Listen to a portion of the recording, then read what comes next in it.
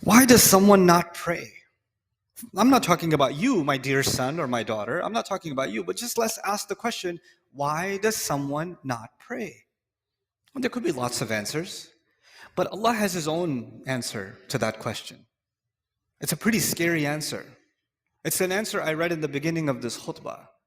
He said, فَلَا صَدَّقَ وَلَا صَلَّى وَلَكِنْ كَذَّبَ وَتَوَلَّى.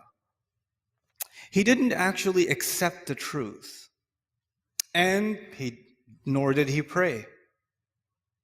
Allah says, he was talking about disbelievers, and he said two things. They didn't accept it. This person doesn't accept the truth, and he doesn't pray. Interesting.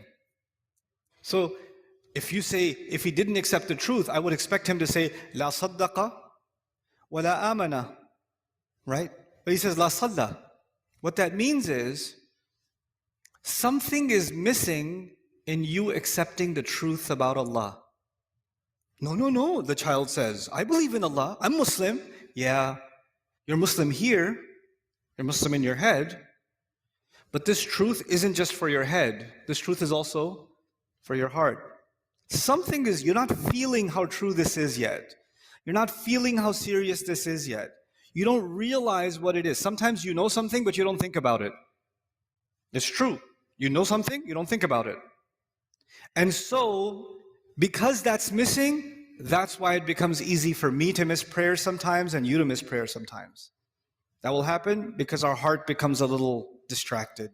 And that truth of this deen, the truth of who Allah is, that truth goes in a shelf in the back of our mind and we get distracted and don't think about it. That's what Allah is saying. So, Allah doesn't need you to pray. And even if you prayed because I'm telling you to, what are you going to do? I'm praying for, how are you going to make the intention? I'm praying 4 rak'ah because my dad won't get off my case. Allahu Akbar. Allah even told us, the Prophet told us, actions have no value unless they have the right intentions. إِنَّمَا الْأَعْمَالُ بِالنِّيَّاتِ. Actions have no, so even if you did this action, but your intention was, I'm annoying, that's your intention, then it benefits me in no way and it will benefit you in no way. The only one that can benefit from your actual sincere prayer is you. Now, okay, fine. That's the answer to the question, why would someone not pray? 2 more things to talk to you about. One of them is, what's the purpose of praying? Like, what's the point? Because you might think the purpose of praying is so you don't burn in hell. The purpose of prayer is because if you don't pray, Allah is going to hate you. The purpose of prayer is if you don't pray, you're just going to get punished. Or you won't even be a Muslim anymore. Allah didn't mention those purposes. The purpose of prayer is not to get away from something negative. The purpose of prayer is to run towards something positive. That's the purpose of prayer. Do you know the difference between the student who's studying so they don't fail and the student who's studying because they love the subject? One student is studying because of something positive. The other student is studying because they're trying to escape something negative. An employee who loves their work and an employee who just doesn't want to get fired.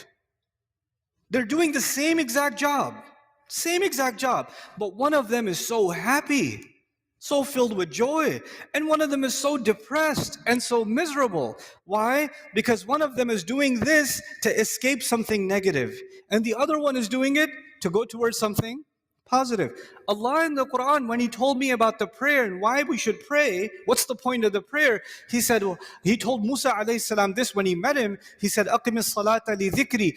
Is make sure you maintain the prayer so that you can remember me. Maintain the prayer so you can remember me. I told you already, my relationship with you is very limited. But your relationship with Allah started a long time before you even came in this world. And your relationship will continue with Him a long time after you even leave this world. And that relationship is worth remembering because every good thing that comes to you comes from that relationship. Some good things come because I'm your dad. Some good things, but all the good things that come to you only come to you because of that relationship. So if you want all the positive things to stay in your life, you must remember where all of the khair comes from, all of the ni'mah comes from, all of the rizq comes from, all of the guidance comes from. So Allah says the best way you can remember that is that you remember Allah by prayer. The best way to remember Allah is the prayer. أَقِمِ الصَّلَاةَ لِذِكْرِي. That's why you should pray. There's some benefits too.